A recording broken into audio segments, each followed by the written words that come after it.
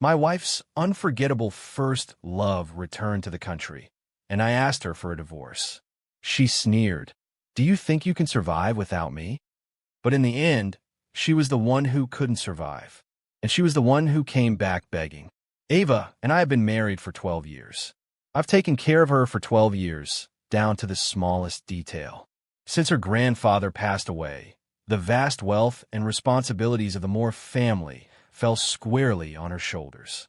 Ava's grandfather was the man who saved my life, a man I respected deeply. Before his death, he asked me to marry Ava, and I agreed. Ava has been spoiled and isn't capable of much, he had said. I beg you, for the sake of my years of kindness to you, please help me help her too. This was the first time the old man ever used his favor to pressure me, and I had no choice but to nod. Ava's grandfather passed away right after we finished our wedding. As soon as he passed, internal strife erupted within the Moore family corporation. Not only that, Ava's uncles all took advantage of the fact that she was just a woman and began seizing the family's assets. Because of this, I had to calculate every step to protect Ava and the Moore family. After that, everyone laughed at me, calling me the loyal dog of the Moore family. There were countless assassination attempts, but I didn't care. Mr. Moore saved my life, and repaying him was my duty. I wanted to live a peaceful life with Ava, but she was convinced I was only after her family's wealth. I tried several times to kindly persuade her to join me in learning how to manage the company. She mocked, "Isn't the whole reason my grandfather left you behind to manage the company? You just need to watch over the company properly and stop meddling in my affairs." Once, after I pulled her out of the arms of some men in a club, she got angry. "Aren't you done yet, James?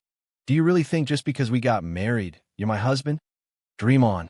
You're just the steward my grandfather left me. Know your place and stop causing trouble." From that day on, I knew Ava never intended to live a proper life with me, nor would she ever change her ways. I was involved in a car accident due to retaliation from the Moore family's rival. I called Ava, asking her to stay at the company for just 2 days. "James, are you a woman clinging on like this? Is it fun?" she said before she hung up. She blocked my number and never once came to see me in the hospital. I had no choice but to continue working through the pain. She left the entire Moore family's business on my shoulders without a care. She was confident in her grandfather's life, saving favor toward me, and acted without fear. Over the years, I slowly reclaimed the businesses that were taken when the old man passed. I gradually restored the Moore family to its former glory. I thought that this would be the rest of our lives, civil and not bothering each other. But for some reason, she suddenly returned home, playing the role of a virtuous wife and loving mother. After a few days at the villa, Ava's phone was constantly blowing up with calls from her friends. At the dinner table, I glanced at her. "Aren't you going out?" She turned off her phone. "What? You don't want me to stay at home?" I ignored her and started working. "This is your home. You can stay wherever you want." She looked at me with displeasure. "James, don't you notice something different about me today?" I raised an eyebrow and looked at her, puzzled. She bit her lip. "I got a new haircut and even changed into a new nightgown, and you didn't even notice." Only then did I see that she was wearing a deep V-lace dress, her legs long and straight. "I see. It looks nice." She suddenly leaned closer, the scent of her perfume filling my nose. She batted her eyes and smiled seductively. "So, who looks better, me or Laura?" I suddenly realized why she had been staying home so often lately. The business between the Moore family and the Lynn family was managed by Laura. After the partnership ended, she asked if I would be interested in joining Lynn Corporation. "Ava doesn't appreciate what she has," she'd said. "If you join me, I won't let your talent go to waste." Laura was not only young and beautiful, but also intelligent. To me, she would have been the perfect partner, but I had already made a promise to Ava's grandfather. I couldn't break my word, so I rejected Laura. Ava poked me. "Answer me. Who looks better, me or Laura?" Not wanting her to delay my work, I replied absent-mindedly, "You look better." Ava was immediately delighted. She dressed up beautifully and went out. I thought she would finally return to her old habit of being gone for 10 days at a time, but to my surprise, she came back that night. and she bought me lots of clothes and shoes. I'd be lying if I said I wasn't surprised. Even though our marriage was arranged by her grandfather, I had long given up on any hope of affection from her. But after all, we were married, and being friends or business partners who could live peacefully wasn't too bad. At least the surface was calm. This peaceful life lasted for 8 years. Ava truly played the role of the good wife for 8 years. Just when I thought this could last forever, Ethan appeared. He was Ava's unforgettable first love, the man who occupied her entire youth. No one who came after could ever surpass him. I had seen the men Ava drank with in those clubs, and they all had one thing in common. They all looked like Ethan. The day Ethan returned to the country, I was accompanying Ava for a checkup at the hospital. We had been trying for 3 years before we finally had this child. I was overjoyed, working from home every day, afraid that the housekeeper might not take care of her well enough. I specifically hired someone to learn how to cook dishes that pregnant women love. After Ava became pregnant, her figure gradually changed, which often made her cry and throw tantrums. I felt sorry for her and did everything I could to cheer her up. After each outburst, she would look at me with red eyes and say, "Honey, I'm sorry. Please don't be mad at me." Looking at her delicate, childlike face, my heart softened little by little. Just when I thought my life was about to become perfect, Ethan effortlessly took everything from me. After the checkup, Ava seemed distracted.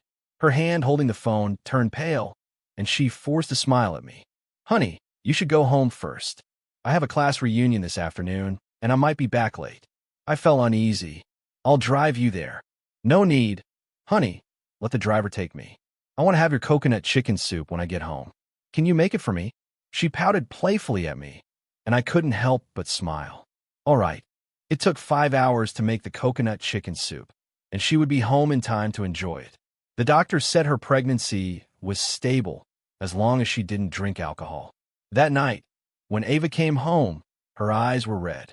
I brought the coconut chicken soup to her. "Try it. I don't want it anymore." I coaxed her gently. "Just one sip, okay? I've been working on it all afternoon." Suddenly, she got angry and threw the bowl. I said, "I don't want it. Can't you understand?" She cried and ran upstairs, leaving me stunned. The soup had scalded the back of my hand, turning it red. That night, I saw photos from the class reunion posted by Ava's friend on Facebook. The person sitting next to Ava was none other than Ethan, who had been abroad for years. Ethan and Ava were childhood sweethearts. They were well matched in every way, and with so many years of affection between them, they should have been engaged. In the photo, Ethan was wearing a white shirt with gold-rimmed glasses perched on his nose. His gaze was fixed on Ava, restrained yet full of longing. He had that youthful charm Ava had always liked, something I no longer possessed. After years of ruthless business battles, my heart had grown cold and hard, devoid of youthful innocence. Ethan's parents had always wanted him to be engaged to Ava. Since Ava was the only daughter of the Moore family and not particularly capable, marrying her meant the entire Moore family would become part of the Lewis family. Ava's grandfather saw through this and refused to allow their marriage, insisting on seeing Ava marry me before he passed away. Now, with Ava's grandfather gone and Ethan back in the country, nothing stood in their way. I went to open the bedroom door to go to sleep, but it was locked. Ava had locked the door from the inside. I went to the guest room, already prepared for Ava to change her heart. I neither fought nor argued. I only hoped that Ava would give birth to the child, who would inherit the Moore family's estate, giving her some security. This way, the Lewis family wouldn't completely swallow up the Moore family and take everything from her. The child was the only lifeline I left for her, the last tie between us. Once the child was born, I would no longer owe the Moore family anything. The next morning, while I was in a meeting at the company, an unexpected visitor showed up at the front desk asking for me. When I went downstairs, I saw Ethan. He smiled and greeted me. "Hello, James. I am Ethan." I hadn't expected our first confrontation to come so quietly. I gave him a careful look. Ethan looked even more distinguished in person than in the photos. His every movement exuded a natural elegance, something I couldn't hope to achieve no matter how many years I spent fighting my way up. He invited me to a nearby private room. Once we were seated, he poured me a cup of tea. You know about me and Ava. If it weren't for the old man bringing you in to sabotage things, she and I would have been married long ago. I nodded. Indeed. I'm back now, and Ava still has feelings for me. I know you don't care for her. Just let her go. After saying that, he pulled out a check for $10 million and placed it in front of me. This is your compensation. Hearing his words, I couldn't help but laugh. Do you know what More Group's monthly revenue is now? Ethan's eyes narrowed, and his smile didn't reach his eyes. But in the end, that's more family business, isn't it? It has nothing to do with you. You wouldn't be thinking of taking it all for yourself, would you? He grinned. I nodded. The old man personally placed it in my hands. There's nothing I can do. I have to take it even if I don't want to, I said with a touch of annoyance. Ethan's face darkened, and he sneered. James, clinging to Ava like this is pointless. She's in love with me. He flashed a confident smile. He and Ava were childhood sweethearts, so naturally, he had confidence. They studied together, attended concerts together, and traveled abroad together. Meanwhile, I was just a poor student being sponsored by the Moore family at the time. While they were enjoying life's pleasures, I was working part-time washing dishes in the cafeteria because that's how I got 2 free meals. I had to make a single dollar stretch into 2. Ava wasn't wrong. Someone like me didn't even deserve to talk to people like them. They were born with everything, and I was the outsider who took their place.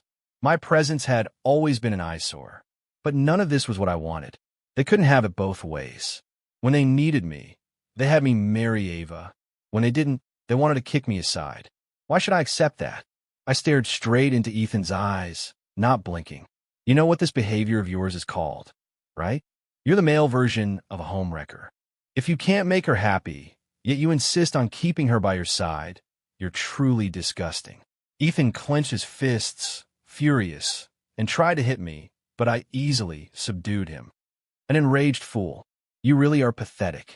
I let him go and turned to leave.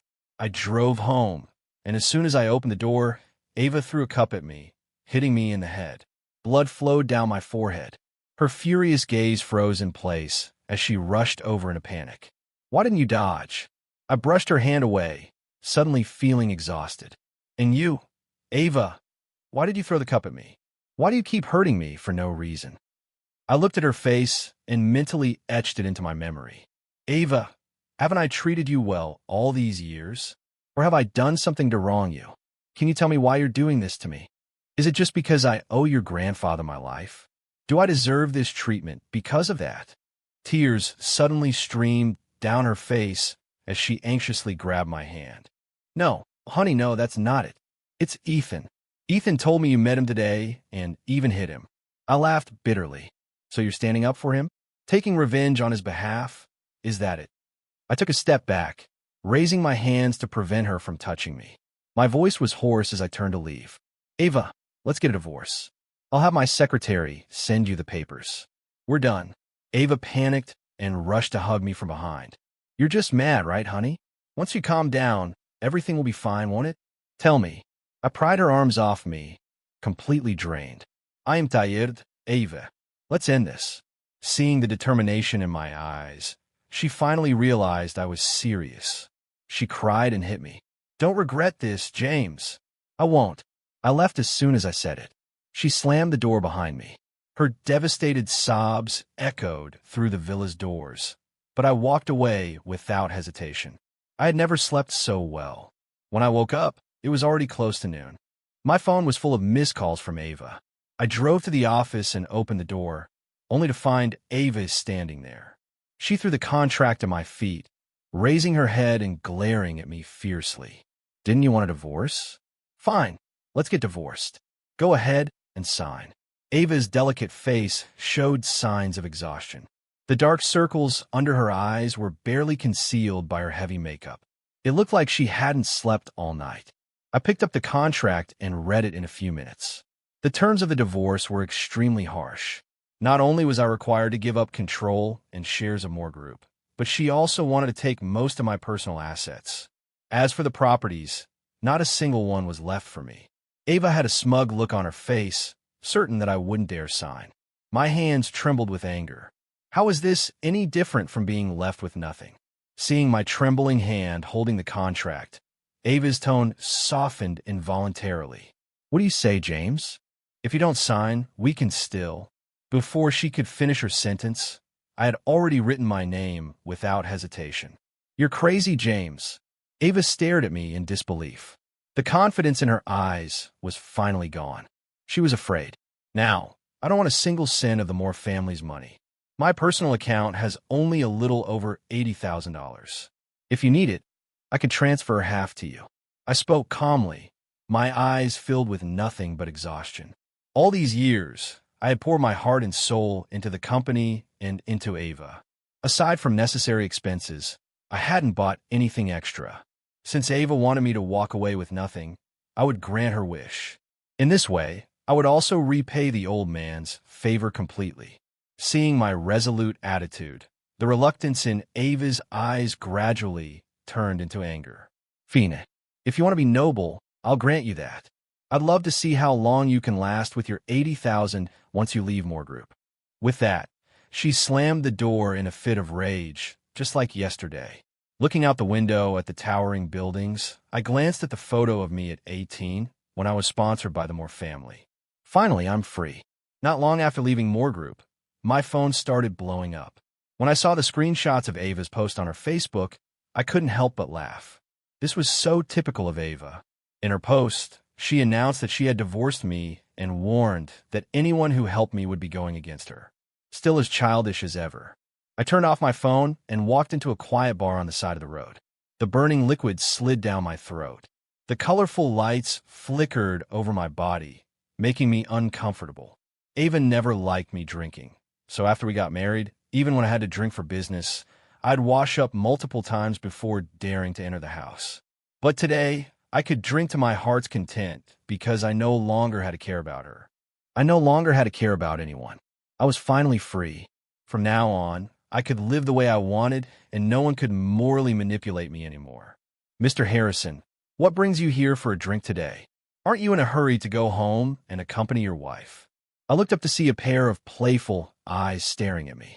Laura was watching me with amusement. The overhead lights cast a warm glow on her, and after half a year without seeing her, she looked even more graceful and gentle. I'm divorced, I said calmly. What? You're divorced? Laura asked with feigned surprise. Seeing her act so shocked, I couldn't help but laugh. Your acting is terrible. She smiled helplessly. I was just worried you might take it too hard. Everyone knows you're famous in our circle for pampering your wife. Yes, everyone knew except for Ava. She took it for granted, pushing me further and further away. When the old man passed away, almost everyone thought that Moore Group falling into my hands was like a sheep entering a tiger's den. And they thought it wouldn't be long before I divorced Ava and took over the Moore family's assets. But I didn't. Step by step, I carried Moore Group on my shoulders, doing everything I could to protect Ava. Even Laura once said that if I were her husband, the Lynn family would have dominated New York by now. But why couldn't Ava understand? Let go. Losing you is Ava's loss. Laura comforted me and filled her glass with wine. I pointed a finger at her, and she looked at me in confusion. This bottle costs $10,000. You poured about a tenth. Transfer the money or give me cash. Hearing my words, Laura couldn't help but burst into laughter. Are you bankrupt? I smiled at her through my drunken haze. I walked away with nothing. I downed the rest of my drink in one gulp and passed out in her arms. The next morning, when I woke up, my head was splitting. Out of habit, I grabbed my phone, ready to head to work. Wait, wasn't I drinking with Laura last night? How did I end up in bed? My eyes shot open. The room's decor was warm and inviting, with a hint of peach-scented perfume in the air. Hearing that I was awake, Laura entered the room with breakfast. You're awake. I quickly put on my clothes, apologized to Laura, and tried to leave. What's this, James? You sleep in my bed, and now you want to just walk away? Laura suddenly blocked my way, her tone assertive. Since you have nowhere else to go, why don't you help me manage my family subsidiary? How about it? She smiled, wearing the same confident look she always had during negotiations when she knew she had the upper hand. I thought over calmly. At this point, I had nowhere else to go. Ava and our mutual friends had made it clear where they stood. Laura was definitely the best choice. I want 30% of the company's shares. Laura smiled happily. Deal. She tapped the table beside her, her eyes curving into a smile. Now let's eat. Laura generously provided me with all the resources she had. Taking over the new company went much more smoothly than when I first started handling Moore Group's business. It wasn't even close. She practically handed the subsidiary over to me entirely, and I didn't disappoint her. In just 3 months, the company's revenue increased nearly tenfold. I became incredibly busy dealing with countless issues at the office every day. As I was reviewing the latest financial reports, I heard a commotion at the door. Ava barged in angrily, pushing the door open with force. The secretary following behind kept apologizing, explaining that she couldn't stop her. James, how could you get involved with Laura? And you're helping the Lynn family attack our Moore family's business. Do you have any idea how much our revenue dropped this month? Her voice was sharp, and she swept everything off my desk onto the floor. Hearing her unreasonable outburst, I almost laughed. First of all, we're divorced. Whoever I'm with now is none of your business. Second, the capital market is a cutthroat competition for survival. No one is going to give you a free pass. I don't see anything wrong with what I'm doing. Ava pointed at me, furious. My grandfather saved your life, and the Moore family raised you all these years. Now you're turning around and competing against us for business? Just like before, she used the Moore family patriarch to pressure me. She thought I'd react like I had countless times before, helpless, frustrated, resigned, and ultimately forced to give in. I looked up and met her gaze. Ava, I no longer owe your grandfather anything. I've worked myself to the bone for the Moore family for 12 years, repaying that debt. What more do I owe your family? My voice was cold, devoid of any emotion. Get out. Ava froze, unable to believe I would say something like that to her. Her arrogance disappeared instantly, and her voice softened as she choked back tears. What about the child? Even if you don't care about Moore Group or me, do you not care about her child? I stayed silent, lips pursed. She raised her voice, overcome with emotion. You don't care about the baby either? She sobbed uncontrollably, all her previous arrogance gone. I unclenched my fists, my tone softening slightly. Take good care of yourself during the pregnancy. Once the baby is born, I'll fulfill my responsibilities as a father. Seeing me slightly relent, Ava seemed to latch onto a lifeline. James, you wanted this child. You can't just walk away. You must remarry me, or I'll get rid of this child. Her expression was twisted, her eyes once again filled with that familiar, manipulative confidence. I couldn't help but feel disgusted and disappointed. If you don't want the baby, I'll respect your decision. The child was not only the last connection between me and Ava, but also the last bit of security I had left for her future. If she didn't want that security, then I would let her go. I was no longer the man who would let the Moore family and Ava humiliate me at will. I left first, allowing Ava to destroy my office in a fit of rage. Cheers, Mr. Harrison. Laura raised her wine glass, clinking it against mine. Financial report in hand, she looked at me with a beaming smile, clearly satisfied with my performance. During the time I had been helping her manage the company, several projects that were on the verge of collapse have been brought back to life under my leadership, earning the Lynn family tens of millions in profit. Those shareholders at the main company who used to mock her had fallen silent. Every day after work, Laura would come and take me out to dinner. After a while, I got used to having her around. MS. Lynn, once this project is complete, I plan to cash out all my shares. I put down my chopsticks and gently expressed my desire to leave. Laura's smile immediately faded, replaced by anxiety. Is someone at the company giving you trouble? Tell me who it is and I'll... It's not that. I shook my head. You and the Lynn family have treated me very well. I'm not leaving because of work-related issues. It's just that I want to build something of my own. My years at the Moore family taught me one thing. If I truly wanted to be independent in New York, I needed to have something that was entirely my own. Otherwise, I'd never be fully free. Laura studied my expression, her gaze thoughtful, and eventually nodded in understanding. If you're ever interested, there will always be a high-paying position for you at the Lin family. I smiled at her, appreciating her offer. Just then my phone rang. When I looked at the screen, it was Ava calling.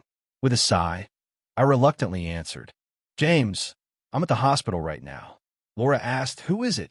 Ava's voice suddenly turned sharp. James, I'm giving you half an hour to get here. If you don't show up, you'll never see your child again. She hung up abruptly. With no other choice, I grabbed my coat and drove to meet her. Because of traffic, I arrived half an hour late at the address Ava had given me. I didn't want to have any more ties to her, but she was carrying my child. I had no choice. As soon as I reached the entrance to the department, I heard Ethan's concerned voice. Ava, don't worry. Even if James doesn't come, I'll still be here with you. Ava, pale-faced, responded with a soft I walked in, and the moment Ava saw me, her eyes turned red with self-pity. So you actually showed up? I thought I'd never see you again. It doesn't matter. You won't have to see me anymore. Ethan pulled the blanket over her, his face full of concern. Ava, you just had an abortion. Don't get upset. He then turned to me, his eyes filled with accusation. James, no matter what, that was your child. How could you abandon her at a time like this and be with another woman? Ava bit her lip, her voice trembling. Get him out of here. If he doesn't care, there's nothing left to say. Even though I had prepared myself, my mind still went blank. For a moment, I couldn't believe it. Are you insane? Do you really think aborting the baby is good for you? Ava, you fool. I thought that even if not for me or the Moore family, Ava would at least keep the baby. After all, it was her own flesh and blood. But reality had slapped me in the face. What mattered most to Ava was never me, and not even the Moore family. It was always Ethan. After leaving the hospital, I cut off all contact with Ava and sold the shares Laura had given me, cashing out a large sum of money. I wanted nothing more than to leave this place and sever all ties with the Moore family. After many years of working in New York, I had built up connections and networks far beyond what most entrepreneurs could dream of. As a result, my new company's business progressed exceptionally well and within a few years became a leader in the industry. Though not as massive as the Lin or Moore families, it was more than enough to secure my position. At the same time, my business with the Lin family continued to mutually benefit us, and my relationship with Laura gradually deepened. We began dining together, listening to classical music, and traveling together. I was slowly forgetting the pain Ava had caused me, focusing on living my life for myself. I heard that your ex-wife and Ethan will be attending the Lin family's banquet tonight. Laura straightened my collar, her eyes carefully observing my expression. After Ava and I divorced, the Moore family's business went through a period of decline. It wasn't until Ava married Ethan and the Lewis family took over the Moore family's affairs that things started to improve. I looked at Laura, who was thoughtfully fixing my clothes, and gently kissed her on the forehead. She and I are long over. Hearing my answer, Laura didn't seem entirely pleased. Instead, she said, Ava and Ethan have been fighting constantly since they got married, and Ethan's mother isn't treating Ava well. She continued, watching my reaction closely. Word is that when Ava was pregnant, the baby was too far along. She insisted on having an abortion, which left her unable to conceive again. I interrupted her. All right, let's not talk about irrelevant people anymore. Seeing my attitude, Laura smiled gently and took my hand as we walked into the banquet hall. Although my company isn't large yet, it's already a leader in the industry, and my relationship with the Lin family is exceptional. Because of this, many people at the banquet were eager to connect with me. After some conversations, I did manage to find a few promising business partners. Ethan, why would you bring Ava to the Lin family banquet? What help can a woman who's never managed a company provide? I turned my head and saw Ethan walking in with his mother. Ava followed behind them, looking dazed. Her once delicate, charming face now looked deathly pale. Mom, Ava is my wife. It's only right for me to bring her, Ethan replied seriously. Mrs. Lewis scoffed at her son's words, turning away to chat with other wealthy daughters. I shook my head, not intending to have any contact with Ava or the Moore family. I was about to go find Laura, but before I could take 2 steps, I saw Mrs. Lewis enthusiastically pulling Laura aside for a chat. "Laura, you and Ethan are both leaders among the younger generation in New York. Our families should collaborate more in the future." Mrs. Lewis looked at Laura with a gentle smile, completely different from how she had just treated Ava. Laura, however, didn't look pleased. She subtly moved Mrs. Lewis's hand away. "When I was in my 20s, I was already running my family's company day and night. I doubt Ethan, who took his sweet time studying abroad, would have much to say to me." Mrs. Lewis's expression stiffened, but she forced a smile. "It doesn't matter. Ethan is now a board member of several companies.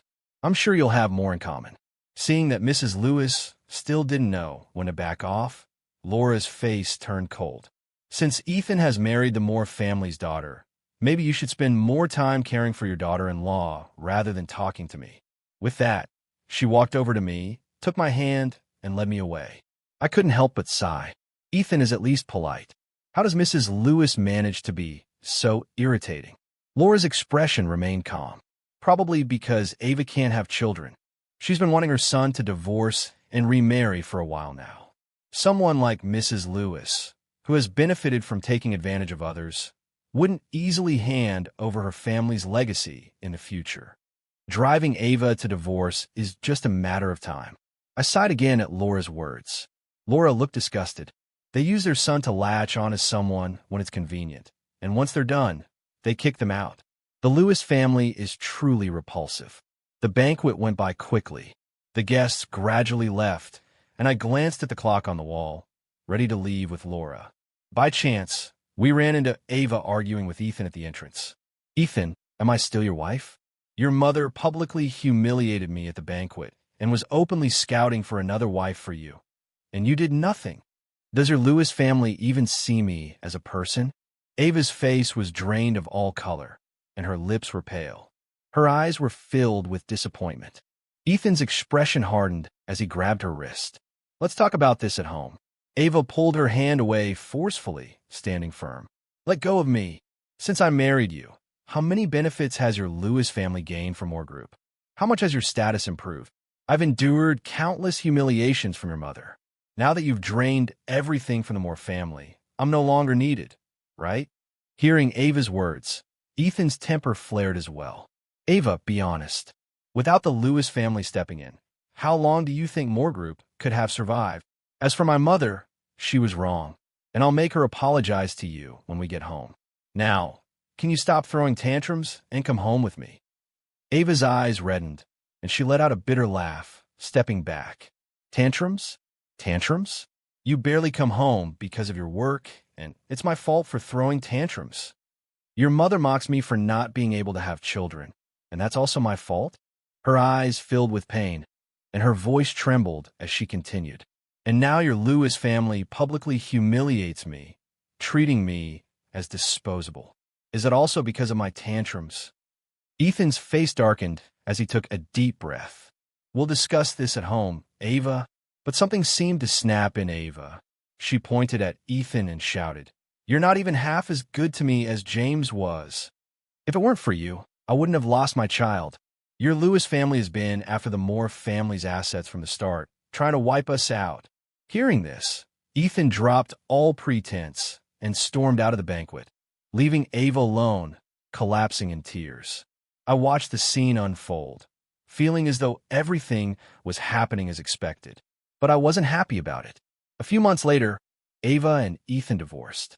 Before the divorce, she visited the company a few times. She rallied the old members of the Moore family and took back control of Moore Group. When Mrs. Lewis found out, she had a massive argument with Ava. But this time, Ava didn't cry or make a scene. She simply left the Lewis family the next day. Without the Lewis family support, many of Ethan's business ventures crumbled. His decline was visible to everyone, but Ava didn't fare much better. Moore Group's scale shrank significantly, and it never regained its former glory. Meanwhile, my relationship with Laura progressed quickly, and we got engaged a month ago. Reflecting on everything that happened in the past 6 months, I sighed. I placed the white chrysanthemum in front of the Moore patriarch's grave, bowed, and turned to leave. As I did, I saw Ava. She looked gaunt and pale, so much so that I barely recognized her. She saw me and hesitated before finally speaking. "You're here to see Grandpa, too?" I nodded, not intending to say much. Ava grabbed my hand, trembling slightly. Her eyes were filled with pain and humility as she spoke. "James, I know I was wrong. I didn't cherish the good you gave me. It's all my fault. Can you give me another chance? Let's start over, okay?" Ava's empty eyes showed a glimmer of hope, her fingers gripping tightly. I looked at her calmly, without any emotion. "Ava, we're over." Hearing my answer, it was as if all the strength drained out of her. She knelt in front of the Moore patriarch's grave, sobbing softly. I pulled my arm away and turned to leave, not sparing her another glance. Dark clouds hung in the sky and a cool breeze blew past, yet I felt lighter than ever. The road ahead was long and full of obstacles, but finally, 12 years after leaving the Moore family support, I had truly been reborn.